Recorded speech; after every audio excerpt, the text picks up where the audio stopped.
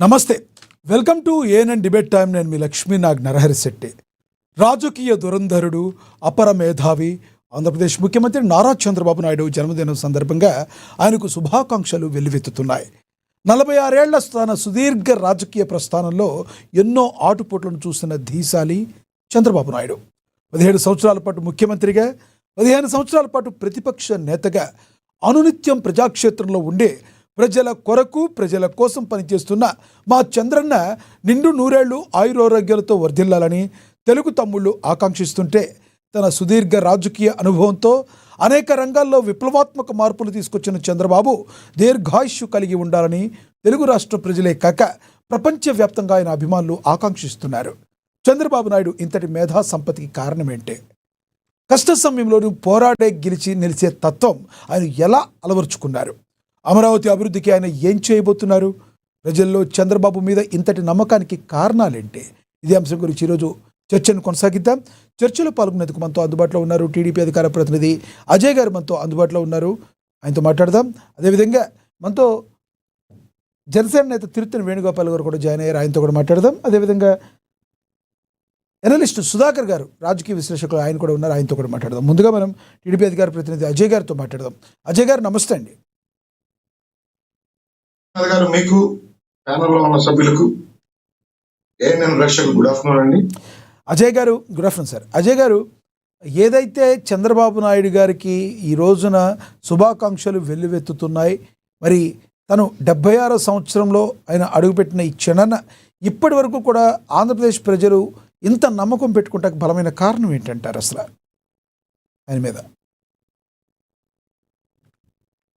విశ్వనాథ్ గారు, దేశ ప్రజల మెచ్చిన ప్రజల మనిషి, తెలుగు ప్రజల శ్రేయోభిలాషి, స్వచ్ఛమైన సమాజహిత రాజకీయాలకి పెట్టింది పేరు.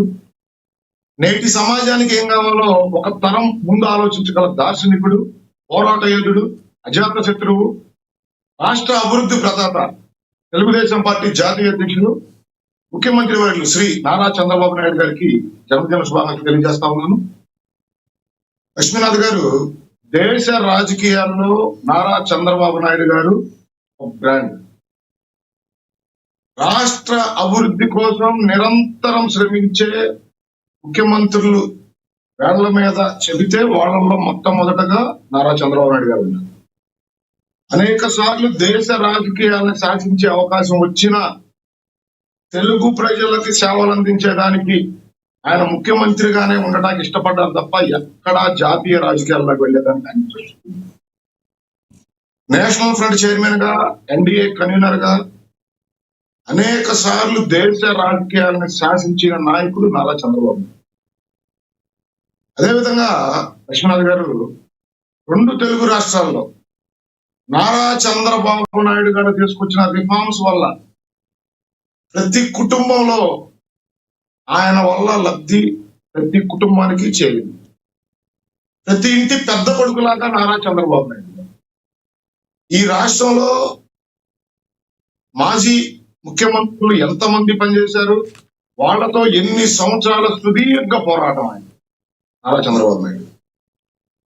2 సార్లు ఉమ్మడి రాష్ట్రానికి, 2 సార్లు నవ్యాంధ్రకి ముఖ్యమంత్రిగా నారా చంద్రబాబు నాయుడు గారి పనితీరు దేశ విదేశాల్లో ఈరోజు తెలుగు బిడ్డలు అనేక రంగాల్లో వాళ్ళు సక్సెస్ అయ్యారంటే ఖచ్చితంగా నారా చంద్రబాబు నాయుడు గారి ఆలోచనలు, ఆయన పనితీరు వల్లే ఈరోజు ఈ విధమైన సక్సెస్.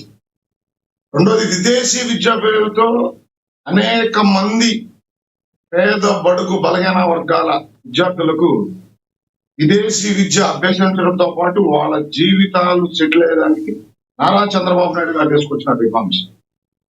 అదేవిధంగా ఆయన మొట్టమొదటిసారి ముఖ్యమంత్రి అయిన తర్వాత విజన్ 2020 అనే ఒక డాక్యుమెంట్ రూపకల్పన చేస్తే ఆ రోజు చాలా మంది ఆయన హేళనగా లేదా ఆయన చూసి నవ్వారు. కంప్యూటర్లు కుడి పెడతాయా అన్నారు. ఈ రోజు 30 లక్షల మంది పైగా ఈరోజు నారా చంద్రబాబు నాయుడు గారి నాటిన మొక్క సైబరాబాద్, బిల్ గేట్స్, అదేవిధంగా క్లింటన్ ని, అంతర్జాతీయ దిగ్గజాలని ఆంధ్రప్రదేశ్ తీసుకొచ్చి పెట్టుబడులు పెట్టించడంతో పాటు ఒక ముఖ్యమంత్రి ఏ విధంగా పనిచేయాలి, ఒక విజనరీ లీడర్ ఏ విధంగా ఉంటాడో అని ప్రపంచానికి తెలియజేసిన నేత నారా చంద్రబాబు. ఇంకోటి అజయ్ గారు ప్రధానంగా మహిళల చూసుకుంటే కోసం ఎస్ అజయ్ గారు మిమ్మల్ని మధ్యలో ఆపాను. 1996 సమయంలో అంటే విజనరీకి ఈ రకంగా ఉంటుందండి. 1996 సమయంలో కుటుంబానికి 2 పిల్లలు ఉంటే ఒకరిని కంపల్సరీ చదివించాలి. వ్యవసాయ రంగం మాత్రమే కాదు, కంపల్సరీ చదివించాలి. తద్వారా వాళ్ళ కుటుంబానికి పెద్ద దిక్కుగా ఎదిగే అవకాశం ఉంటుంది అని చెప్పి ముందుగానే ఆ యొక్క నానుడిని ముందుకు బయటకు తీసుకొచ్చిన వ్యక్తి చంద్రబాబు ఆ రోజుల్లో. లక్ష్మీనాథ్ గారు, మీ వాయిస్ చాలా లో వినపడుతుంది. నాకు బాగానే వినబడుతుంది వాయిస్. నా వాయిస్ వినబడుతుందా మీకు? చాలా లోగా ఉంది సార్ లక్ష్మీనాథ్ గారు. రైట్. ఇప్పుడు నేను అడిగేది ఏంటంటే చెప్పేది ఏంటంటే గతంలో 1996 సంవత్సరం టైంలో ఇంటికి 2 పిల్లలు ఉంటే ఒకళ్ళని కంపల్సరీ చదివించాలి అని చెప్పి నానుడిని నినాదాన్ని బయటకు తీసుకొచ్చి ప్రజలకి చెప్పిన వ్యక్తి చంద్రబాబు నాయుడు గారని చెప్తున్నాను నేను.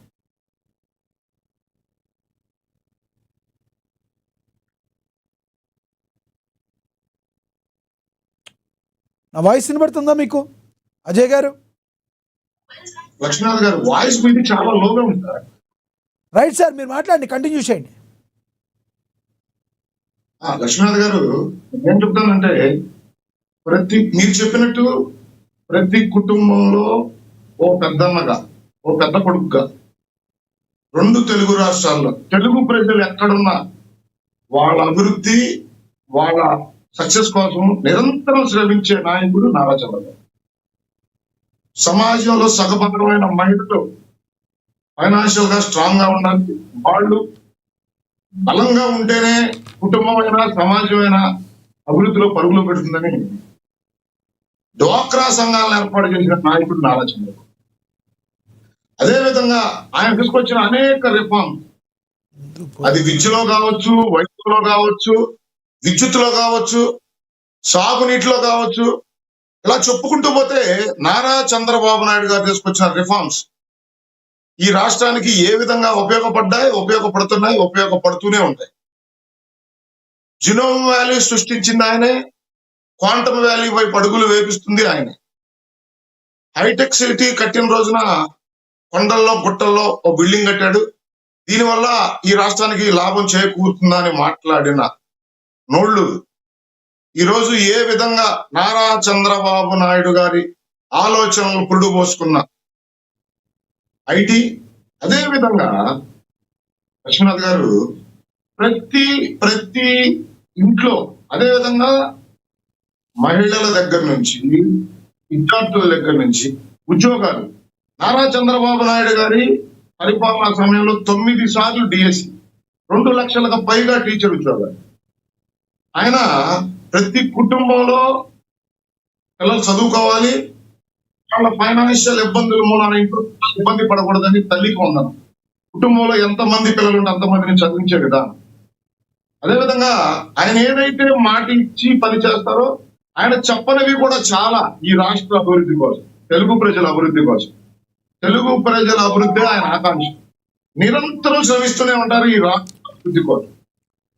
అదేవిధంగా ఆయన బాటలోనే నారా లోకేష్ గారిని ట్రైన్ చేస్తూ రాష్ట్ర అభివృద్ధి కోసం ఏ విధంగా పనిచేయాలని ఈరోజు రాబోయే రోజుల్లో భవిష్యత్తు నాయకుడిని తయారు చేస్తున్నారు. అదేవిధంగా నారా చంద్రబాబు నాయుడు గారి స్కూల్ నుంచి వెళ్ళిన వాళ్ళు చాలా మంది ముఖ్యమంత్రులు అయ్యారు. కులాలకి, మతాలకి, ప్రాంతాలకి అతీతంగా అనేక మంది రాజకీయ నాయకుల్ని తయారు చేసిన గరుడు నారా చంద్రబాబు.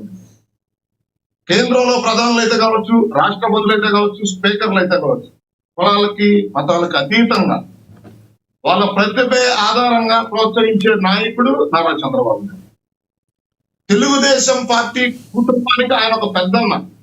కార్యకర్త కష్టాల్లో ఉంటే ఒక్క క్షణం కూడా ఆగకుండా వాళ్ళకి సహాయ సహకారాలు అందిస్తూ రాష్ట్ర ప్రజల అభ్యున్నతి కోసం నిరంతరం శ్రమించే నాయకుడు నారా చంద్రబాబు నాయుడు. రాష్ట్ర ప్రజలందరూ ఈ రోజు తెలుసుకోవాలి, ఆయన 10 కాలాల పాటు ఆరోగ్యంగా ఉండాలి, ఈ రాష్ట్రానికి ముఖ్యమంత్రిగా పనిచేయాలి, ఈ రాష్ట్రం అభివృద్ధిలో పరుగులు పెట్టాలి అంటే ఖచ్చితంగా నారా చంద్రబాబు నాయుడు గారు ఈ రాష్ట్రానికి ముఖ్యమంత్రిగా ఉంటేనే అది సాధ్యం అవుతుంది. రైట్ అజయ్ గారు, నేను మళ్ళీ మాట్లాడతా మీతో. మనతోటి జనసేన నేత తిరుత్తని వేణుగోపాల్ గారు కూడా జాయిన్ అయ్యారు, ఆయనతో మాట్లాడదాం. వేణుగోపాల్ గారు నమస్తే అండి. నమస్తే లక్ష్మణ్. వేణుగోపాల్ గారు, చంద్రబాబు నాయుడు గారు జన్మదినం సందర్భంగా ఆయనకి మరి శుభాకాంక్షలు వెల్లువెత్తుతున్నాయి. ఇక ఆయన తీసుకొచ్చిన కొన్ని సంస్కరణలు కావచ్చు, కొన్ని జీవోలు కావచ్చు, ఎంతో మంచి పేరును ఆయనకు తెచ్చిపెట్టాయి. ఇప్పుడు ఎస్సీ ఎస్టీకి సంబంధించి స్కాలర్షిప్లు అప్పుడు ఫీజు రింబర్స్మెంట్ అన్నారు, కానీ ఆయన హయాంలోనే తీసుకొచ్చినాయి. ఈ రకంగా చంద్రబాబు నాయుడు గారు తన మార్క్ని చూపించడానికి ఎప్పుడు కూడా నిరంతరం శ్రమిస్తుంటారు. ఏమంటారు మీరు అసలు చంద్రబాబు గారి గురించి? విశ్వనాథ్ గారు, మీకు అదే విధంగా ప్యానెల్లో పాల్గొంటున్నారు తెలుగుదేశం పార్టీ నాయకులు అజయ్ గారికి, అందరికీ నమస్కారం.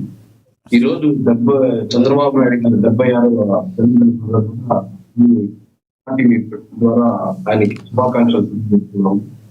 అదేవిధంగా ఈరోజు చంద్రబాబు నాయుడు గారు తిరుపతికి దాదాపు 15 కిలోమీటర్ల దూరంలోనే నారాయణపల్లిలో జన్మించడం జరిగింది. అంటే చిత్తూరు జిల్లా నారాయణపల్లిలో ఏదైతే 20వ తేదీ ఏప్రిల్ 1950 ఆయన ఇదే తిరుపతిలో యూనివర్సిటీ పూర్తి తీసుకోవడం, పీజీ చేయడము, ఎకనామిక్స్ లో పీజీ చేయడము, అదేవిధంగా 1975లో మొట్టమొదటిసారిగా చంద్రగిరికి ఎమ్మెల్యే కావడం, అప్పట్లో యువ నాయకుడిగా గుర్తింపు కాంగ్రెస్ పార్టీలో. ఆ తర్వాత 1982లో నందమూరి తారక రామారావు స్థాపించిన తెలుగుదేశం పార్టీలో చేరడం, అదేవిధంగా ఆయనకి అల్లుడుగా రాజకీయాల్లో మరింత ప్రాధాన్యం పెరగడం, అదేవిధంగా చంద్రబాబు నాయుడు గారు ముఖ్యమంత్రి 1995లో మొట్టమొదటిసారి ఇవ్వడం, 95 నుంచి 2004 వరకు కంటిన్యూగా ఉండడం, ఆ తర్వాత 2014 నుంచి 2019 వరకు, ఇప్పుడు 2014 నుంచి ఇప్పుడు కంటిన్యూగా ఉండడం. ఆయన ఏదైతే ఆయన ప్రతి విషయంలోనూ ఆయన చంద్రబాబు నాయుడు గుర్తింపు అనేది ఉంటారు. అంటే మనకు చంద్రబాబు నాయుడు గారు ఐటీలో చూస్తే చాలా సంస్థలు తీసుకురావడం జరిగింది. అప్పట్లో కేంద్ర ప్రభుత్వం ఐటీకి ఏదైతే ట్యాక్స్ ఎగ్జిబిషన్ లో ఉంటే చంద్రబాబు నాయుడు గారు బెంగళూరుకి, అదేవిధంగా చెన్నైకి, అదేవిధంగా బాంబేకి ధీటుగా ఆంధ్రప్రదేశ్ లో కూడా అనేక సంస్కృతులను ఐటీలో తీసుకొని వచ్చి రాష్ట్రానికి ఐటీని పరిచయం చేస్తూ అభివృద్ధి చేయడం జరిగింది. ఆ తర్వాత హైదరాబాద్ హబ్బుగా చేర్చడం జరిగింది. అదేవిధంగా ఇన్ఫ్రాస్ట్రక్చర్ లో కానీ ఒక గుర్తింపు, ఎక్కడ రోడ్లు కానీ, అదేవిధంగా బ్రిడ్జ్లు కానీ, అదేవిధంగా ఫ్లైఓవర్లు కానీ, ఇన్ఫ్రాస్ట్రక్చర్ లో కూడా ఏపీకి ఒక గుర్తింపు వచ్చే విధంగా చంద్రబాబు నాయుడు గారి కృషి ఉంది. అదే మనోనే రాష్ట్ర ప్రజలు. అదేవిధంగా ఈరోజు టెక్నాలజీ డెవలప్మెంట్ లో అడ్మినిస్ట్రేషన్ అంటే దానికి చంద్రబాబు నాయుడు గారి పేరు చెప్తారు. ఈరోజు టెక్నాలజీలో కానీ, డెవలప్మెంట్ లో కానీ, అడ్మినిస్ట్రేషన్ ఉంటే ఎప్పుడు చంద్రబాబు నాయుడు గారు అధికారులతో పదే ఉత్తరిస్తా ఉంటారు. అది మనము స్వాగతించాల్సిన విషయం. అదేవిధంగా 48 సంవత్సరాలు ఆయన రాజకీయ 4 సార్లు ముఖ్యమంత్రిగా రావడము, అదేవిధంగా ఈ రోజు దాదాపు 5,000 రోజులు, ఇప్పటి వరకు 5,000 రోజులు ముఖ్యమంత్రిగా ఉండడము. అదే మనం ఏదో చిత్రించాల్సిన విషయం ఏంటంటే ఆయన పైన ఇదే తిరుపతిలో శ్రీవారి పాదాల దగ్గర మెటల్ డిటెక్టర్స్ పెట్టి పేర్చినా కూడా కనీసం ఒక గీతం కూడా పడుతుంది. అంటే ఈ రోజు ఆయన ముఖ్యమంత్రి కావాలని ఆయనకు కొంచెం రాష్ట్ర ప్రజలు స్థిరస్థాయిగా ఉన్నారు కాబట్టి మైండ్స్ పెట్టి పేర్చినా కూడా ఆయనకే ఒక గీతం పడలేదు. అదే విధంగా అతను చంద్రబాబు నాయుడు గారిని జైల్లో 54 రోజులు ఉంచిన భయపడకుండా ఆయన ఒకటే అడ్మినిస్ట్రేషన్, టెక్నాలజీ, అదే విధంగా ఈ రోజు ఏదైతే రైతులకి సంస్థలను తీసుకురావాలి, విద్యలో, వైద్యంలో, అదే విధంగా ఇన్ఫ్రాస్ట్రక్చర్ డెవలప్ చేయాలి, అమరావతిని ఏ విధంగా డెవలప్ చేయాలి, విశాఖపట్నం, తిరుపతి ఎకనామికల్ జోన్ ప్రకటించాలి, ఈ అమరావతిని ఏ విధంగా హైదరాబాద్ లో ఈపీని డెవలప్ చేస్తారో ఈ రోజు అమరావతిలో క్వాంటమ్ వ్యాలీ తీసుకురావడము, ఒక క్వాంటమ్ వ్యాలీ ద్వారా ఆంధ్రప్రదేశ్ ఇంకా మంచి పేరు తీసుకోవాలని చెప్పి అసలు ప్రయత్నం చేయడము, మళ్ళీ అమరావతికి ఒక కేంద్రంలో ఒక అమరావతి క్యాపిటల్ గా రద్దు చేసే విధంగా చేయకూడదని చెప్పి దానికి ఒక శాశ్వతమైన గుర్తింపు తీసుకురావడము, ఇవన్నీ చంద్రబాబు నాయుడు గారు ఆంధ్రప్రదేశ్ ప్రజలకి ఎంతో కృషి చేసి తీసుకొచ్చాడు. కాబట్టి ఈ రోజు 5 మంది ఆంధ్రప్రదేశ్ ప్రజలు చంద్రబాబు నాయుడు గారి భర్తని పండుగగా చేసుకుంటున్నారు. లక్ష్మణరావు గారు అయితే వేణుగోపాల్ గారు టెలికాం డీరెగ్యులరైజేషన్కి చైర్మన్గా ఆయన రంగానికి టెలికాం రంగానికి చైర్మన్గా వ్యవహరించారు. దానిలో విప్లవాత్మకమైన మార్పులు తీసుకురావడంలో ఈయనే ప్రధానంగా మనం అనుకోవచ్చా? ఖచ్చితంగా ప్రతి విషయంలోనూ కేంద్రంలోనే చంద్రబాబు నాయుడు 1-2 సార్లు ఆయన ఎవరు ప్రధాని అంటేనే ఆ ప్రధాని నిర్ణయించిన స్థాయి చంద్రబాబు నాయుడు గారు. ప్రతి విషయంలో, ప్రతి టెక్నాలజీలో కానీ, ప్రతి విషయంలో కానీ కేంద్రంలో కూడా ఆయన మార్క్ అనేది కొన్ని ఉన్నాయి. ఈ రోజు టోల్ వసూలు చేస్తున్న రోడ్డు ఏదైతే డెవలప్మెంట్ చూశారు. ఈ రోజు ప్రతి ఇన్ఫ్రాస్ట్రక్చర్ అంటే ప్రతి చోట రోడ్డు కనెక్టివిటీ కానీ, పైలట్ ఏదైతే ఎయిర్పోర్ట్లు కానీ, రోడ్ కనెక్టివిటీ కానీ, ట్రైన్ కనెక్టివిటీ కానీ ఉంటే ఖచ్చితంగా డెవలప్మెంట్ అనేది ఉంటుందని చెప్పేసి ఈ రోజు ఆ రోజు కేంద్రంలో అటల్ బిహారీ వాజ్పేయి పీరియడ్ చంద్రబాబు నాయుడు గారు ముఖ్య పాత్ర వహించి ఆ రోజు సెంట్రల్ గవర్నమెంట్ తో మాట్లాడి ఇప్పుడు ఇది హైవే కేంద్ర ప్రభుత్వానికి ఖర్చు లేకుండా హైవేలు ప్రిపేర్ అవుతుంది అంటే టోల్ పెట్టి ఏదైతే ప్రైవేట్ వాళ్ళకి ఇవ్వడము, డెవలప్మెంట్ చేయడము, ఈరోజు కనెక్టివిటీ కనెక్టివిటీ పెట్టుకుంటూ కూడా జరుగుతా ఉంటుంది. టెలికాం లో ప్రతి విషయంలోనూ చంద్రబాబు నాయుడు గారి పాత్ర ఉంది కాబట్టి ఈరోజు చంద్రబాబు నాయుడు గారికి ఈరోజు రాష్ట్రమంతా పండగలాగా తెలుస్తున్నారు. ఎస్, నేను మళ్ళీ మాట్లాడతాను సార్ మీతో. మనతోటి అందుబాటులో ఉన్నారు సుధాకర్ గారు, అనలిస్ట్, ఆయనతో మాట్లాడదాం. సుధాకర్ గారు నమస్తే అండి.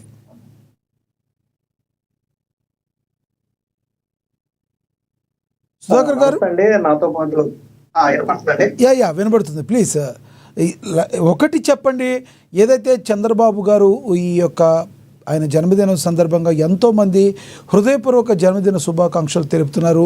రానున్న రోజుల్లో అమరావతి అభివృద్ధికి ఆయన ఎటువంటి స్టెప్స్ తీసుకోబోతున్నారు, మరి ఏ రకంగా ముందుకెళ్తారని మీరు భావిస్తున్నారు? ముందుగా నాతో పాటు డిబేట్ లో పాల్గొన్న అందరికీ కూడా నమస్కారాలండి. నమస్తే అండి.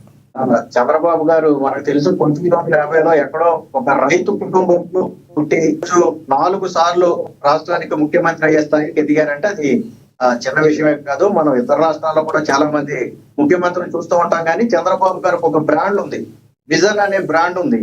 సో ఆ బ్రాండ్ ని ఆయన బిల్డ్ చేశారు అంటే తన 40 ఏళ్ల రాజకీయ జీవితంలో ఎంత కష్టపడ్డారో మనం అర్థం చేసుకోవచ్చు. ఇక మీరు ఇప్పుడు అమరావతి అన్నారు. అమరావతి అంటే మనకు చాలా మంది యువతకు తెలిసింది ఏంటంటే 20-25 ఏళ్ల క్రితమే చంద్రబాబు గారు విజన్ అనే ఒక విజన్ 2020 అనే ఒక నినాదానికి పిలుపునిచ్చారు. సో అది 20 ఏళ్ల తర్వాత ఎటువంటి విప్లవాత్మక మార్పు తీసుకొచ్చింది, ఐటీ రంగంలో ఎటువంటి సంచలనాలు సృష్టించిందో మనం అందరం చూసాం. ఇప్పుడు కూడా చాలా మందికి క్వాంటమ్ అంటే తెలియదు, మనకి ఆర్టిఫిషియల్ అనేది ఇప్పుడే మనం అలవాటు పడుతున్నాం. దానికి ఇప్పుడు చంద్రబాబు గారు పునాదులు వేశారు. వాస్తవానికి దీని ఎఫెక్ట్ అనేది మనకు 10-15 ఏళ్ల తర్వాత తెలుస్తుంది. సో చంద్రబాబు గారు దూరదృష్టి ఉంది అనడానికి ఇది ఒక నిదర్శనం. అలాగే అమరావతిని ప్రపంచ స్థాయి రాజధానిలో ఒకటిగా నిలబెడతామని చంద్రబాబు గారు ఒక మాట చెప్పారు. సో దానికి కట్టుబడే ఈ రోజు ఆ బిల్డింగ్ నిర్మాణం అంటే ఆ ఇన్ఫ్రాస్ట్రక్చర్ దగ్గర మొదలుపెట్టి, ఆ బిల్డింగ్ స్ట్రక్చర్ దగ్గర మొదలుపెట్టి ప్రతి దశలో కూడా చాలా కీలకంగా వ్యవహరిస్తున్నారు. చాలా మంది విమర్శిస్తున్నారు, ఇంకా ఎన్నేళ్ళు కడతారు అమరావతి, ఎన్నేళ్ళు కడతారని. మనం ఒక ఇల్లు కట్టాలంటేనే ఒక 10 మోడళ్లు చూస్తాం, 10 మందిని అడుగుతాం, ఎక్కడ ఎలా ఉందనేది తెలుసుకుంటాం. టాపీ మేస్త్రి దగ్గర మొదలుపెట్టి మనం అందులో వాడే మెటీరియల్ వరకు అన్ని ఎంక్వైరీ చేసుకుని పెట్టుకుంటాం. అలాంటిది ప్రపంచ స్థాయి రాజధానిగా అమరావతి నిలపాలి అంటే దానికి కొంచెం సమయం పడుతుంది. చాలా మందికి తెలియదు ఏంటంటే చంద్రబాబు గారు 2019 నుంచి 2024 మధ్య మొదటి 2-3 ఏళ్లు ఆ ల్యాండ్ పూలింగ్ కోసమే సరిపోయింది. ఈ మధ్యలో అప్పట్లో ప్రతిపక్ష నేతలు కేసులు వేయడం కావచ్చు, లేదా ఆ రైతులను రెచ్చగొట్టి కేంద్రం నుంచి అనుమతులు రావడం, ఆలస్యం చేయడం కావచ్చు, రకరకాల ఇష్యూలు ఉన్నాయి. అంటే చంద్రబాబు గారు 2019 మొదలుపెట్టిన అమరావతి అనేది 2014లో మొదలుపెట్టిన అమరావతి అనేది 2017 నాటికి అందుకుంటాయి. కానీ దురదృష్టవశాత్తు 2019 చంద్రబాబు గారు ఓడిపోవడంతో అది ఎటువంటి పరిస్థితి మారిందో మనం చూసాం. ఇక్కడ అమరావతి నిర్మాణం మళ్ళీ ఎక్కడ ప్రారంభించారు? చంద్రబాబు గారు సీఎం గా బాధ్యతలు చేపట్టే దగ్గర కంచె తొలగించడం దగ్గర మొదలు పెట్టారు.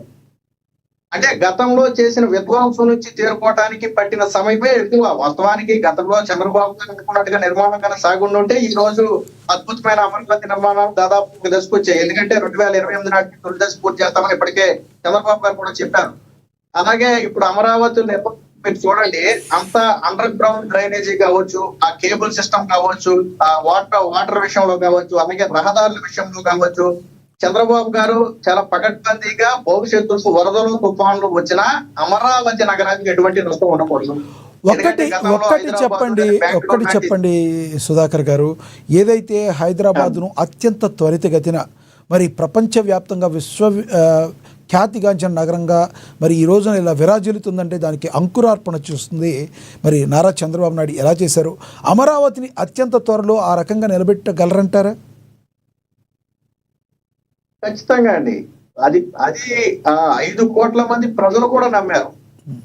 2014లో చంద్రబాబు గారిని ఆ ముఖ్యమంత్రిగా ఎన్నుకోవడంలో ప్రధాన రీజనే మనం విడిపోయాం, ఒక రాజధాని లేదు, హైదరాబాద్ లాంటి ఒక అద్భుతమైన రాజధాని ఉండాలి అంటే అనుభవం ఉన్న చంద్రబాబు గారు మనకి కావాలనే ఉద్దేశంతోనే ఆయన ఎన్నుకున్నారు. సరే, మధ్యలో తర్వాత ఒక ఛాన్స్ మరొకరు అధికారంలోకి వచ్చినప్పటికీ కూడా ఇద్దరి పాలన చూశారు. 14 నుంచి 19 గారి పాలన చూశారు, 19 నుంచి 24 పాలన చూశారు. వచ్చిన తర్వాత ప్రజలు ఒక నిర్ణయానికి వచ్చారు. సో అమరావతి, పోలవరం వంటి ప్రాజెక్టులు నడవాలన్నా, రాష్ట్రానికి అద్భుతమైన రాజధాని ఉండాలి అన్నా అనుభవజ్ఞులైనటువంటి చంద్రబాబు గారికి మాత్రమే సాధ్యమని చెప్పి మొన్న ప్రజలు తీర్పు కూడా చెప్పారు. ఈ రోజు మనం హైదరాబాద్ లో ఏ ఆటో డ్రైవర్ అడిగినా కానీ చెప్తారు, హైదరాబాద్ డెవలప్మెంట్ లో ఎవరు పాత్ర ఉందంటే వెనక ముందు ఆలోచించకుండా చంద్రబాబు గారి పేరు చెప్తారు. చాలా మంది పాపం చంద్రబాబు గారి పేరు చెప్పాలంటే కొంచెం రాజకీయంగా చంద్రబాబు గారితో విభేదించవచ్చు, కానీ వాస్తవంగా ప్రజలు చెప్తారు అక్కడ అభివృద్ధి ఏంటనేది. పెద్ద పెద్ద నాయకులు చెప్తారు. బిల్ గేట్స్, బిల్ క్లింటన్ లాంటి వాళ్ళు కూడా ఈ రోజు చంద్రబాబు గారి గురించి మాట్లాడాలంటే మొదట హైదరాబాద్ అని ఒక పదాన్ని వాడుతున్నారు. ఎందుకు వాడుతున్నారు? వాస్తవానికి వాళ్ళకి రాజకీయాలతో సంబంధం లేదు, కానీ ఆ పేరు వాడుతున్నారు అంటే అది చంద్రబాబు గారి విజన్. సో ఖచ్చితంగా అలాంటి విజన్ తోనే ఇప్పుడు అమరావతి కూడా నిర్మించబోతున్నారు. ఆ రోజు మీ అందరికి ఐడియా కూడా ఉంటుంది. చంద్రబాబు గారు ఐటీ అన్నప్పుడు, హైటెక్ సిటీ అన్నప్పుడు ఆ సొంత క్యాబినెట్ లో ఉన్నవాడే యాక్సెప్ట్ చేయలేదు. ఇదేంటి చంద్రబాబు గారు రాళ్లలో కోటల్లో ఏదో ఐటీ అంటున్నాడు, బిల్డింగ్ అంటున్నాడు, రేపు కూడి పెడతా అని చెప్పి చాలా మంది విమర్శించారు. అనేక సందర్భాల్లో చంద్రబాబు గారు ఓపెన్ గా చెప్పారు. కానీ ఈ రోజు పరిస్థితి ఏంటి ఒకసారి చూడండి. హైదరాబాద్ అంటే ఏంటి? ప్రపంచ పటంలోనే హైదరాబాద్ కు పేరు వచ్చింది. ఎలా వచ్చింది? అదృష్టం ఏంటంటే చంద్రబాబు గారు తర్వాత వచ్చిన వాళ్ళు కూడా డెవలప్మెంట్ కొనసాగించారు. ఇక్కడ దురదృష్టం ఏంటంటే అమరావతి విషయంలో ఆ డెవలప్మెంట్ అనేది కొనసాగించట్లేదు. ఇది ఆంధ్రప్రదేశ్ చేసుకున్నటువంటి దురదృష్టం అని భావించాలా. ముఖ్యమంత్రులుగా ఎవరైనా రావచ్చు, ఎవరు ఎలగంట శాశ్వతం కాదు, కానీ అభివృద్ధి అనేది కొనసాగిస్తేనే దానికి విలువ అనేది ఉంటుంది. 14-19 మధ్య కొనసాగిన అమరావతి 24 వరకు కూడా కొనసాగుంటే ఈ రోజు అద్భుతమైన రాజధానిగా ఉండేది. ఖచ్చితంగా అమరావతి విషయంలో కావచ్చు, చంద్రబాబు గారు హైదరాబాద్ కు మించిన రాజధాని కడతామని అనేక సందర్భాల్లో ఆయనే చెప్పారు. ఎందుకంటే ఈ రోజుకి హైదరాబాద్ లో చిన్న చిన్న సమస్యలు ఉన్నాయి. భవిష్యత్తులో అలాంటి సమస్యలు అమరావతిలో రావు. ఫర్ ఎగ్జాంపుల్ డ్రైనేజీ కావచ్చు, ఆ కేబుల్ సిస్టమ్ కావచ్చు, లేకపోతే గ్రీనరీ కావచ్చు, ఇవన్నీ కూడా గత అనుభవాలను దృష్టిలో ఉంచుకుని, రాబోయే ఒక 50 ఏళ్లను దృష్టిలో ఉంచుకుని చంద్రబాబు గారు అమరావతి నిర్మాణానికి పకడ్బందీ ప్లాన్ చేశారు. ఖచ్చితంగా గతంతో పోలిస్తే ఈ రోజుల్లో టెక్నాలజీ పెరిగిన మాట వాస్తవం. హైదరాబాద్ డెవలప్ నీళ్ళు అయితే పట్టిందో అన్నేళ్ళు అయితే అమరావతి నిర్మాణానికి పడుతుంది. ఎందుకంటే ప్రస్తుతం ఉన్నటువంటి టెక్నాలజీ విషయంలో ఖచ్చితంగా 10-15 ఏళ్లలో అమరావతి అద్భుతమైన రాజధానిగా తయారవుతుందంటే సందేహం. ఏదైతే పోలవరం ప్రాజెక్టుకి సంబంధించిందో అది ఎటువంటి పరిస్థితుల్లో 29కి మేము క్లోజ్ చేస్తాం, క్లియర్ చేస్తామని చెప్తున్నారు, కంప్లీట్ చేస్తామని. ఇది వాస్తవ పరిస్థితుల్లో అది జరగదని కొంతమంది విశ్లేషకులు అభిప్రాయపడుతున్నారు. దానిలో ఎన్నో ఆటుపోట్లు ఉన్నాయి. ఇప్పటికీ కూడా కొంత సరిగ్గా అది జరగలేదు నిర్మాణం అని చెప్పే వాళ్ళకి ఏం చెప్తారు మీరు? పోలవరం విషయంలో చంద్రబాబు గారి చిత్తశుద్ధికి నేను ఒక చిన్న ఉదాహరణ చెప్తాను. చంద్రబాబు గారు 14లో ప్రమాణ స్వీకారం చేయడానికంటే ముందే అప్పుడు ప్రధానమంత్రిగా ఉన్నటువంటి నరేంద్ర మోదీ గారిని 7 మండలాలు, విలీన మండలాలు ఆంధ్రప్రదేశ్ లో కలిపిన తరువాతే నేను సీఎం గా సంతకం చేస్తానని చెప్పారు. ఇది మనం చెప్తున్న మాట కాదు, స్వయంగా కేంద్ర మంత్రులే ఎవరు చెప్పారు. అంటే ఎందుకని? పక్క రాష్ట్రం మండలాలు గన అందులో ఉండుంటే అమరావతి నిర్మాణానికి అనేక అడ్డంకులు వస్తాయి. అది 2 రాష్ట్రాల మధ్య వివాదంగా మారుతుంది. అలాంటి వివాదం ఉండకూడదు, ఆంధ్రుల జీవనాడిగా ఉన్న పోలవరాన్ని పూర్తి చేయాలన్న ఒక దృఢ సంకల్పంతోనే సంతకానికంటే ముందే చంద్రబాబు గారు కేంద్రం వద్ద హామీ తీసుకుని అవి కలిపిన తర్వాతే పోలవరానికి ఆయన శంకుస్థాపన ఆయన స్వీకారం కూడా చేశారు. అలాగే చంద్రబాబు గారి హయాంలో పోలవరం గిన్నీస్ రికార్డులు ఉన్నాయి, మీరు చూసే ఉంటారు.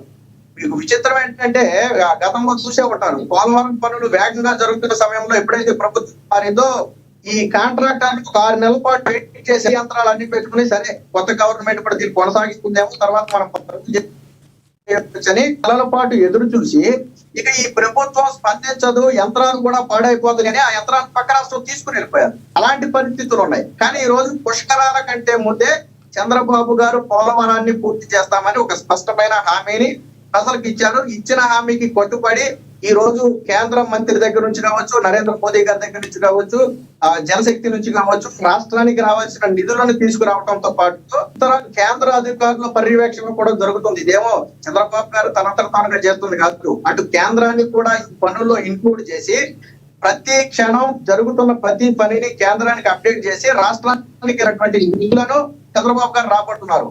నరేంద్ర మోదీ గారు కూడా గతంలో మాట్లాడే అమరావతి ఈ 2 పూర్తి చేయడానికి కేంద్రం పట్టుబడి మంత్రి గారే హామీ ఇచ్చారు. సో 100% పోలవరం అనేది పుష్కరాల కంటే ముందే పూర్తవుతుంది.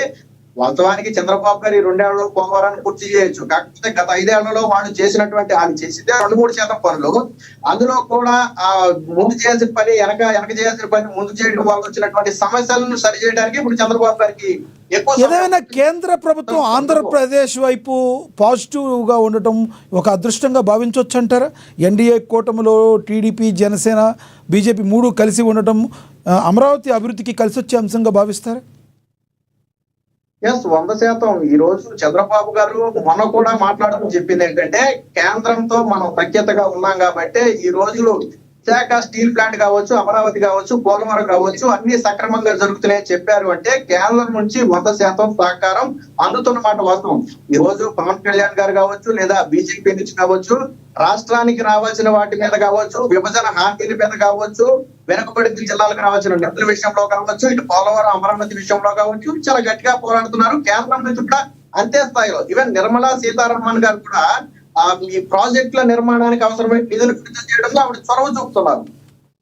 100% కేంద్రంతో సఖ్యతగా ఉండబట్టి అమరావతి, పోలవరం అనేది వేగంగా తీసుకెళ్తుంది అనడంలో సందేహం లేదు. ఇంకొకటి, రానున్న రోజుల్లో ఈ అమరావతి డెవలప్మెంట్లో మళ్ళీ చంద్రబాబు తన మార్కు చూపించడానికి కృషి చేస్తున్న భాగంలో నెక్స్ట్ స్టెప్ ఏమైపోతున్నారు? ఇప్పుడు ప్రధానంగా చంద్రబాబు గారు ఆల్రెడీ ఇప్పటికే ప్రకటించారు, అమరావతి తొలి దశ నిర్మాణాన్ని వచ్చే ఎన్నికల నాటికి పూర్తి చేస్తామని చెప్పారు. మీరు ఇప్పుడు అమరావతి తొలి దశ నిర్మాణం అంటే ఏంటి సార్? ఏమేమి వచ్చే అవకాశం ఉందంటారు? తొలి దశ నిర్మాణం ఆ పరిధిలోకి ఏమేమి వస్తాయి? ప్రధాన బిల్డింగ్ ఇప్పుడు ఏదైతే సెక్రటరియట్ కావచ్చు, హైకోర్టు కావచ్చు, అలాగే అసెంబ్లీ కావచ్చు, ఈ 3 ప్రధానమైన నిర్మాణాలు. అంటే మనకి రాజధాని అనగానే ప్రధానంగా ఈ 3 గుర్తొచ్చేవి. వీటితో పాటు మరో పక్క పరిశ్రమలకు కూడా స్థలాలు కేటాయించుకుంటూ వస్తున్నారు. ఎప్పుడైతే పరిశ్రమలు అమరావతిలో 1/1 వస్తున్నాయి, ఈవెన్ 19 కేంద్ర బ్యాంకులను ఒకేసారి మన శంకుస్థాపన జరిగింది అమరావతిలో. మనం చూసాం, అది అషామాషి వ్యవహారం కాదు, దేశంలో ఎక్కడా కూడా అలాంటివి జరగలేదు. కానీ మన అమరావతిలో జరిగింది. 19 కేంద్ర బ్యాంకులు ఉండేందుకు. అలాగే ఒక పక్క పరిశ్రమలు, మరో పక్క కేంద్ర పరిశ్రమలతో పాటు అమరావతి నిర్మాణం, బిల్డింగ్స్ నిర్మాణం ఖచ్చితంగా అంటే రానున్న 3 ఏళ్ల ఈ బిల్డింగ్స్ నిర్మాణం దాదాపుగా పూర్తి అవబోతుంది. తొలి దశ నిర్మాణం అంటే చంద్రబాబు గారు ఏదైతే మనకి నమూనాలు ఇచ్చి బిల్డింగ్స్ మేము పూర్తి చేస్తామని హామీ ఇచ్చారో 100% దాన్ని పూర్తి చేయడానికి చిత్తశుద్ధితో ఉన్నారు. ఇటీవల కూడా దాని మీద ఏదో కాంట్రవర్సీ క్రియేట్ చేసే ప్రయత్నం చేశారు, పక్కన తెలంగాణ సెక్రటరియట్ తో పోల్చి, లేదా ఒక్కోదాంతో పోల్చి. బట్ దానికి మన నారాయణ గారు కూడా ఆన్సర్ చేశారు, సమాధానం ఇచ్చారు. ఇతర రాష్ట్రాలతో నిర్మాణాలతో పోలిస్తే ఆంధ్రప్రదేశ్ లో నిర్మాణం ఖర్చు తక్కువ. వాస్తవానికి ఇది ఇంకా తక్కువ ఉండాలి. 2014 లెక్క ప్రకారం అయితే ఇంకా తక్కువ ఉండాలి. కానీ మధ్యలో 5 సంవత్సరాలు ల్యాగ్ చేసిన తర్వాత ఇప్పుడు మళ్ళీ పన్నులు ప్రారంభించడంతో కొద్దిగా ఖర్చు పెరిగిన మాట వాస్తవం. కానీ పక్క రాష్ట్ర నిర్మాణాల కంటే కూడా తక్కువగానే ఉంది. ఖచ్చితంగా ఆంధ్రప్రదేశ్ ప్రజలు ఇదిగో మా రాజధాని అమరావతి అని చెప్పుకునే పరిస్థితి 2029 నాటికి 100% అవుతుంది. చంద్రబాబుపై బురద జల్లే వాళ్ళకి మీరేం చెప్తారు? బురద జల్లే వాళ్ళకంటే ఒకటేనండి, రాజకీయాలు వేరు, అభివృద్ధి వేరు. రాజకీయంగా చూడాలి. ప్రజలు కూడా పెంచోడు కాదు. ఎందాక చెప్పారు, 14-19 చంద్రబాబు గారిని చూశారు, 19-24 చంద్రబాబు జగన్మోహన్ రెడ్డిని చూశారు. ఇద్దరిని చూసిన తర్వాత వాళ్ళకి అంచనాకు వచ్చారు ఎవరైతే మన రాష్ట్రానికి అవసరం. పైగా గెలుపోవటం రాజకీయాల్లో సహజమైనా కానీ జగన్మోహన్ రెడ్డి గారు 151 నుంచి 11కు పడిపోయారంటే ప్రజలు ఎలా అర్థం చేసుకున్నారో మనం అర్థం చేసుకోవచ్చు. బురద చల్లటం వల్ల మీరు తాత్కాలికంగా రాజకీయంగా లబ్ధి పొందుతారేమో తప్ప ప్రజలు దీన్ని నమ్మే పరిస్థితి లేదు. దానికి మన ఎన్నికల ఫలితాలే ఒక ఉదాహరణ. వచ్చే ఎన్నికల్లో ఈ యొక్క కూటమి ప్రభుత్వం ఏ రకంగా ముందుకు వెళ్ళబోతుందంటారు? మళ్ళీ ఒకసారి స్థాపించే అవకాశం ఉందంటారా?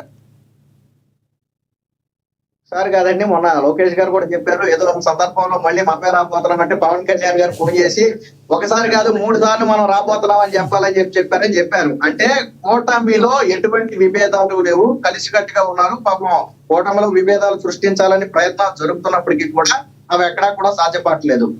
రెండోది, కేంద్రం పూర్తిగా ఆంధ్రప్రదేశ్ అభివృద్ధికి సహకరిస్తామని హామీ ఇచ్చింది. పవన్ కళ్యాణ్ గారు కూడా చాలా స్పష్టంగా చెప్పారు, ఆ ఏకైక లక్ష్యం ఆంధ్రప్రదేశ్ అభివృద్ధి, దానికోసమే మేము పనిచేస్తాం తప్ప వ్యక్తిగత రాజకీయాలు మాకు ఉందని చెప్పి గతంలో కూడా పవన్ కళ్యాణ్ గారు చెప్పారు. రైట్. అజయ్ గారు కంక్లూడ్ చేయండి, ఏం చెప్తారు? లక్ష్మీనాథ్ గారు, నారా చంద్రబాబు నాయుడు గారిపై బుర్ర చల్లటం అంటే ఆకాశం వైపు చూసిపోయటం.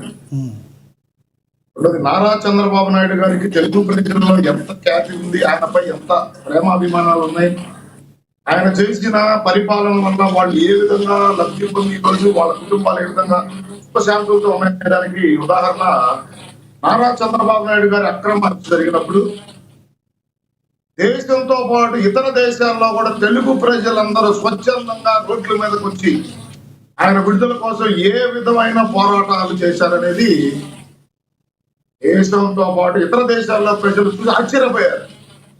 రాష్ట్ర ముఖ్యమంత్రి కోసం ఈ విధంగా దేశ విదేశాల్లో ధర్నాలు, రాస్తారోకోలు, అదే విధంగా నిరాహార దీక్షలు జరుగుతాయా? అంటే నారా చంద్రబాబు నాయుడు గారు ఇంత పెద్ద నాయకుడా? నారా చంద్రబాబు నాయుడు గారి వల్ల ఇంతమంది లబ్ధి పొందారా అని ఆ రోజు ప్రపంచానికి తెలిసింది. రెండోది, అమరావతి 2014-19 మధ్య ఏం జరిగింది రాష్ట్ర ప్రజలు చూశారు. ఆ రోజు జగన్మోహన్ రెడ్డి అబద్ధపు ప్రచారాలతో, విష ప్రచారాలతో ఆ రోజు అధికారంలోకి వచ్చాడు. అధికారంలోకి వచ్చిన రోజు నుండి ఆంధ్రప్రదేశ్ ని తిరోగమనం వైపు ఏ విధంగా నడిపించాడు? అంధకార ఆంధ్రప్రదేశ్ గా, అప్పుల ఆంధ్రప్రదేశ్ గా, గంజాయి ఆంధ్రప్రదేశ్ గా, నిరుద్యోగ యువతి యువకులకు అడ్డాగా ఈ రాష్ట్రాన్ని ఏ విధంగా తయారు చేశాడు? కూటమి కలయిక. లక్ష్మీనాథ్ గారు, మీ ద్వారా నేను రాష్ట్ర ప్రజలకు మరొకసారి తెలియజేసుకున్నాను, పదవీ కాంక్షతో కలిసిన పార్టీలు కాదు, పదవీ కాంక్షతో కలిసిన కూటమి కాదు. ఇది కేవలం రాష్ట్ర అభివృద్ధి. జగన్మోహన్ రెడ్డి వల్ల రాష్ట్రం ఒక 25 సంవత్సరాలు వెనక్కి వెళ్ళింది.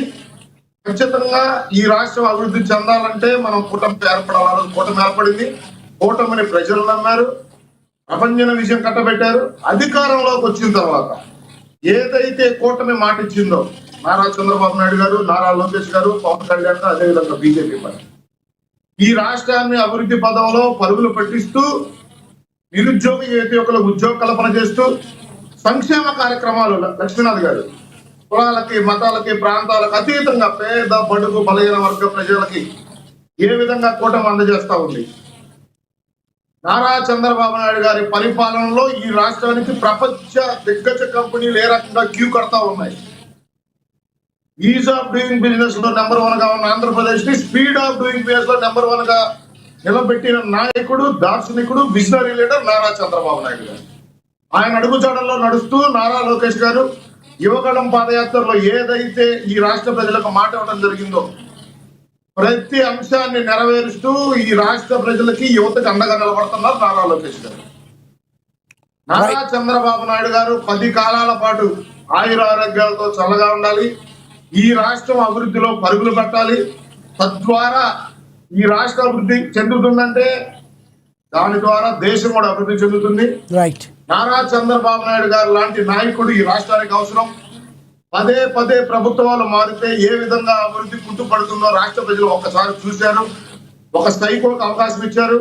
ఆ సైకోకి ఇచ్చిన అవకాశాన్ని ఏ విధంగా దుర్వినియోగం చేశాడు, ఏ విధంగా రాష్ట్రాన్ని సర్వనాశనం చేసి ప్రజల్ని అనేక రకాల ఇబ్బందులు గురి చేశాడు. రాష్ట్ర ప్రజలు చేదరించుకున్నారు. కనీస ప్రతిపక్ష హోదా కూడా ఇవ్వకుండా ఈ రోజు నారా చంద్రబాబు నాయుడు గారి నాయకత్వం మీద నమ్మకంతో ఈ రోజు నారా చంద్రబాబు నాయుడు గారు మరొకసారి ముఖ్యమంత్రి చేయడం జరిగింది.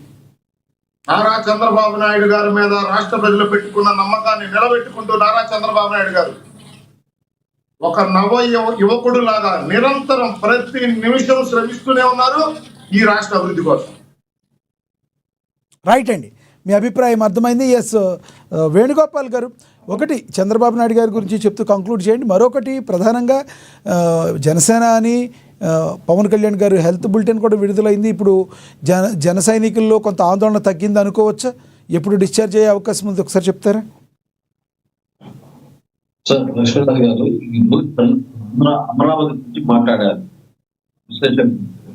అమరావతి అయినా హైదరాబాద్ నీటుగా తయారు చేయాలని చెప్పి చంద్రబాబు నాయుడు గారు ఈ శ్రీకాకుళం నుంచి మిడిల్ లో ఏదైతే అమరావతి మనం డెవలప్ చేసుకోవచ్చు, ఈ రోజు హైదరాబాద్ నీట్ గా తయారు చేయాలని చెప్పేస్తే ఆయన ఏదైతే ఇన్ఫ్రాస్ట్రక్చర్ లో కానీ, అదే విధంగా ఈ రోజు ఆర్బీఐకి సంబంధించిన కానీ, బ్యాంకులకు సంబంధించిన కానీ, ఈరోజు స్టేట్ లెవెల్లో అక్కడికి హెడ్ ఆఫీసులు తీసుకురావడము, అదే విధంగా ప్రతి కంపెనీకి సంబంధించిన హెడ్ ఆఫీసులు అమరావతి ప్రతి 10 సంవత్సరాలకు 30% డెవలప్ చెప్పున ఇన్ఫ్రాస్ట్రక్చర్, అదే విధంగా కంపెనీలు, బ్యాంకులు అన్ని వస్తే మళ్ళీ చరిత్ర చూసుకుంటారు.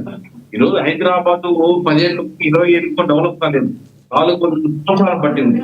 దానికి రూపుదిద్దినాడు చంద్రబాబు నాయుడు గారు. ఈరోజు ఐటీకి 1,50,000 కోట్లు ఈ రోజు హైదరాబాద్ లో వస్తా ఉంది అంటే చంద్రబాబు నాయుడు గారు ఈ హైదరాబాద్ లో ఇది అంతకు ముందు ప్రిపేర్ అయిన దానికి ఇంకా తోడయ్యి దాన్ని 1,50,000 కోట్లకి రెవెన్యూ తీసుకొని వచ్చారంటే ఈరోజు చంద్రబాబు నాయుడు గారు కూడా ఈ రోజు హోమ్టౌన్ వ్యాలీని అమరావతిగా తీసుకుని వచ్చి ఈ రోజు బ్యాంకులు కానీ అన్నింటినీ డెవలప్ చేసుకుంటూ మనం 30 years దాన్ని ఇది 5 ఏళ్ళకో 10 ఏళ్ళకో చంద్రబాబు నాయుడు చేయలేదంటే అదే కరెక్ట్ కాదండి. 10 సంవత్సరాలకు 30% డెవలప్మెంట్ తో అన్ని కంపెనీలు 10 సంవత్సరాలు వస్తే ఆటోమేటిక్ గా డెవలప్ అయిపోతుంది. మేబీ రోడ్లు, దానికి కావాల్సిన ట్రైన్లు, కాలువలు, వాళ్ళకి కావాల్సిన సదుపాయాలు కల్పిస్తే ఆటోమేటిక్ బ్యాంకులు, కంపెనీలు అన్ని ఒకటి వచ్చి 4 కంపెనీలు ఉంటే ఇంకో 4 కంపెనీలు వచ్చి అక్కడికి వస్తాయి. ఈ రోజు 5 సంవత్సరాలు అమరావతి ఉంటే లేకుండా చేసిన జగన్మోహన్ రెడ్డి గారు ఈ రోజు మళ్ళీ దాన్ని కంటిన్యూ చేస్తూ ఇప్పుడు 12 సంవత్సరాలు అవుతా ఉంది. 2014 నుంచి 2026 10 ఏళ్ళు దాటింది. ఇప్పుడు ఒక 30% డెవలప్మెంట్ అవ్వాల్సింది జగన్మోహన్ రెడ్డి గారి వల్ల అది వెనకపోవడం జరిగింది. ఖచ్చితంగా చంద్రబాబు నాయుడు గారు పట్టుదలతో ఈ 4 సంవత్సరాల్లో ఇంకా దాన్ని డెవలప్ చేస్తాడు. పవన్ కళ్యాణ్ కూడా ఈ రోజు చంద్రబాబు నాయుడు గారు మంత్రిని జగన్మోహన్ రెడ్డి గారు 54 రోజులు జైల్లో పెడితే పవన్ కళ్యాణ్ నేను మీకు మద్దతుగా ఉన్నాను, జగన్మోహన్ రెడ్డి గారు తాట దేశానికి ముందుకు వచ్చి ఈ రోజు కార్యకర్తలకి, తెలుగుదేశం పార్టీ నాయకులకి చంద్రబాబు నాయుడు గారికి అండగా ఉండి చంద్రబాబు నాయుడు గారికి ఈగ వాళ్ళని ఇప్పుడు చూసుకోవాలి. ఎందుకంటే ఈ రోజు రాష్ట్రం అభివృద్ధి కావాలంటే, రాష్ట్రం ముందుకు పోవాలంటే, ఈ రోజు భారతదేశం అన్ని రాష్ట్రాలకు ధీటుగా ఈ రోజు మనం క్యాపిటల్ ఏర్పాటు చేసుకోవాలంటే ఖచ్చితంగా చంద్రబాబు నాయుడు అనే నాయకుడు ఉండాలి. ఆయన పైన ఈగ వాలకూడదని ఇప్పుడు పవన్ కళ్యాణ్ 10 ఏళ్ళు కాదు 15 ఏళ్ళు ఉండాలి లోకేష్ గారికి చెప్పడం జరిగింది. ఫోన్ చేసి అదే ఒక ఇంటర్వ్యూలో ఢిల్లీలో మీడియా మాట్లాడుతుంటే, తమ్ముడు 5 ఏళ్ళు కాదు 10 ఏళ్ళు కాదు 15 ఏళ్ళు మనం కూర్చుంటాలి, మన కోసం కాదు రాష్ట్ర ప్రజల కోసం. ఈ రోజు రాష్ట్రం ప్రజలు అభివృద్ధి చెందాలి, రాష్ట్రం అభివృద్ధి చెందాలంటే ఈరోజు ఖచ్చితంగా మనం త్యాగాలు చేయాలి. అది తెలుగుదేశం పార్టీ అయినా, జనసేన పార్టీ అయినా, బీజేపీ పార్టీ అయినా ప్రజల కోసం పోవాలని చెప్పేసి ఈ రోజు పవన్ కళ్యాణ్ గారు పదే మాట్లాడుతున్నారు. మేము దానికి అంతా కూడా ఈ రోజు సపోర్ట్ చేసుకుంటూ, అదే ఈ రోజు పవన్ కళ్యాణ్ గారి ఆరోగ్యం చిన్న సర్జరీ జరిగింది, అది ఏమి ఇబ్బంది లేదు, ఆందోళన చెందాల్సిన అవసరం చెప్పి కూడా బులెటిన్ లో రావడం జరిగింది. అదే ఏదో పంట పెరిగిందో ఏదో చెప్తున్నారు, కరెక్ట్ ఇన్ఫర్మేషన్. బులెటిన్ లో కూడా ఏమి కూడా పడలేదు, అందుకు ఏమి ఇబ్బంది పడుతుందండి, ఏం బాధ లేదని చెప్పి చెప్తున్నారు.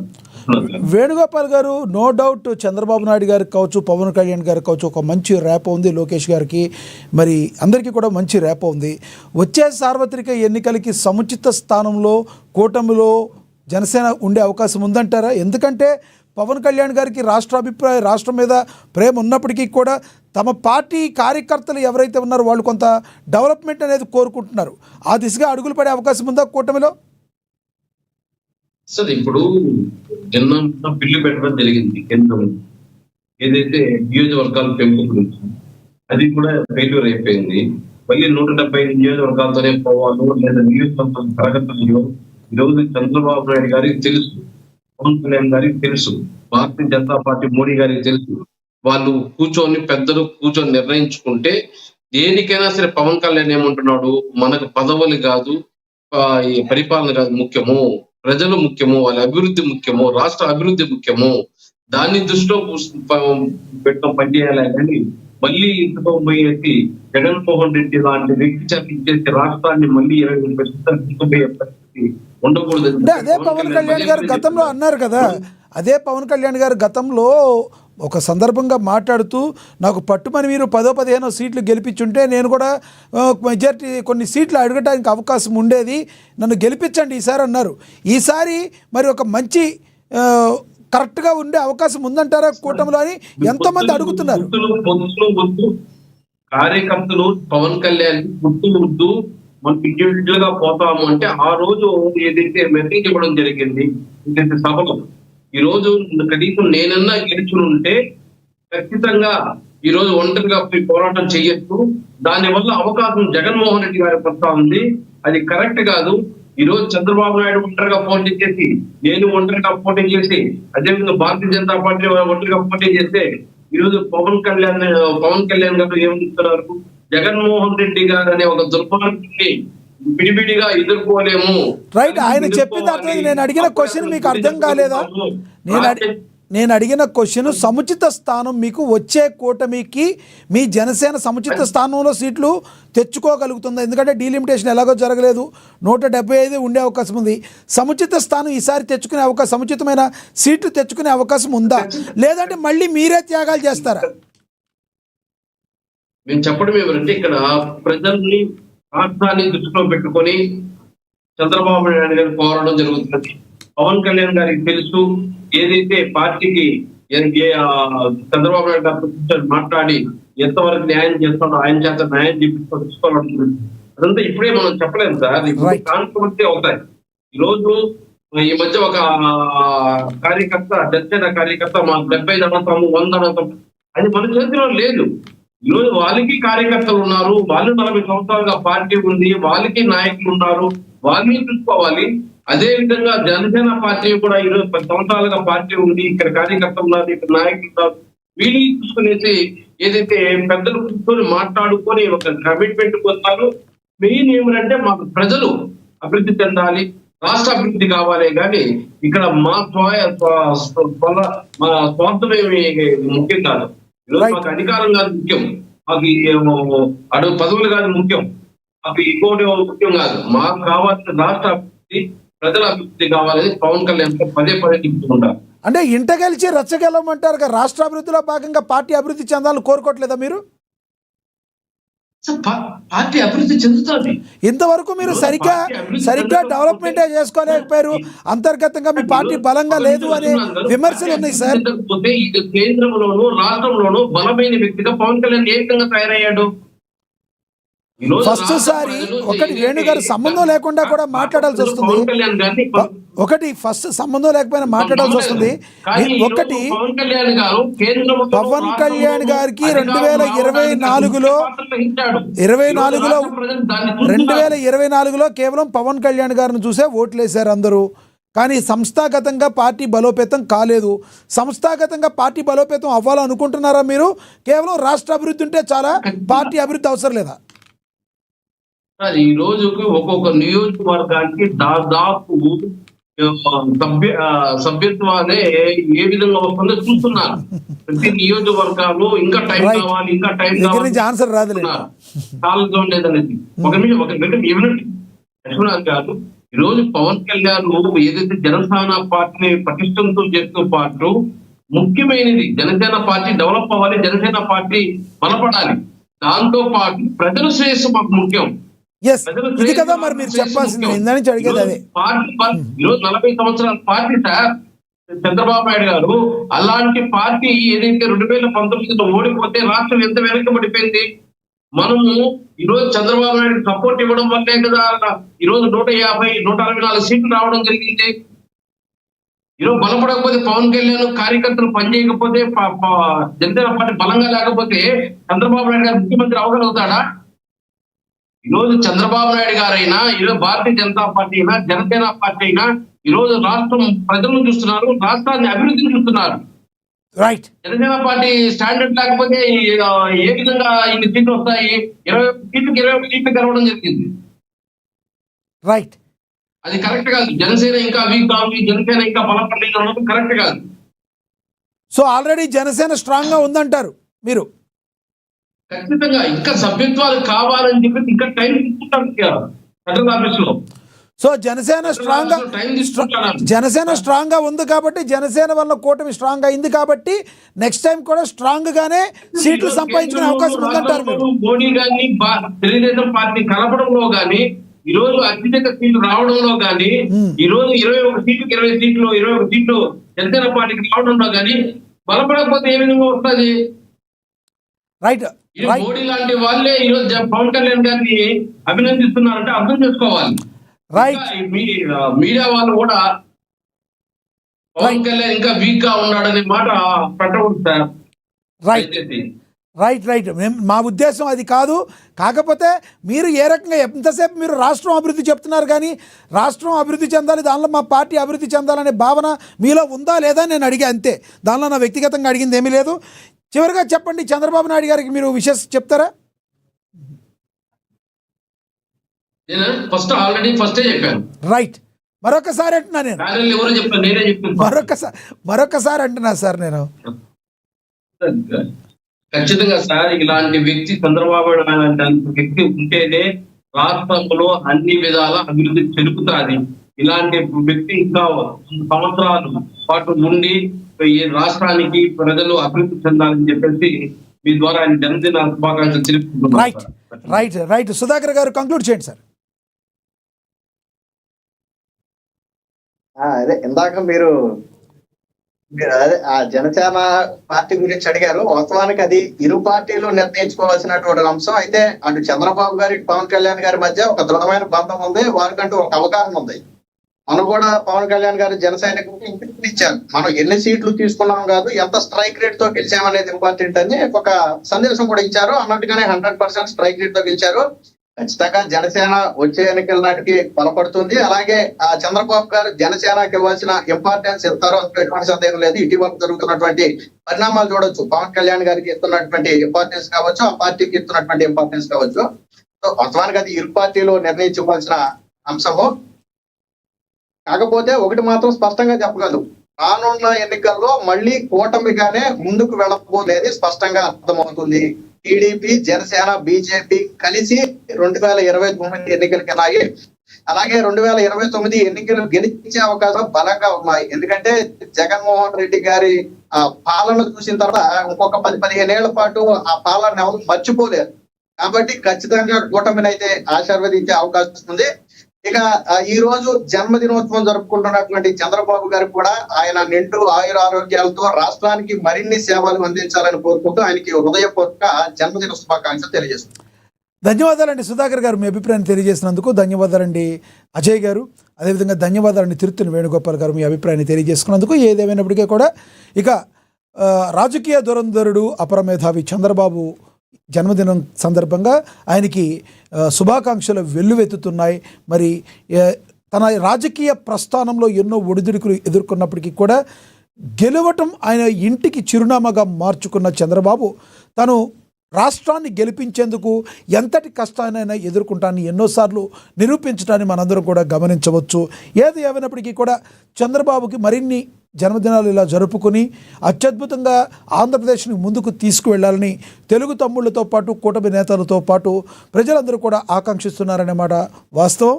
రానున్న రోజుల్లో చంద్రబాబు మరిన్ని పుట్టినరోజులు జరుపుకోవాలని ఏఎన్ఎన్ కూడా కోరుకుంటుంది. ఇది వాళ్ళ స్పెషల్ డిబేట్. చూస్తూనే ఉండండి ఏఎన్ఎన్. నమస్తే.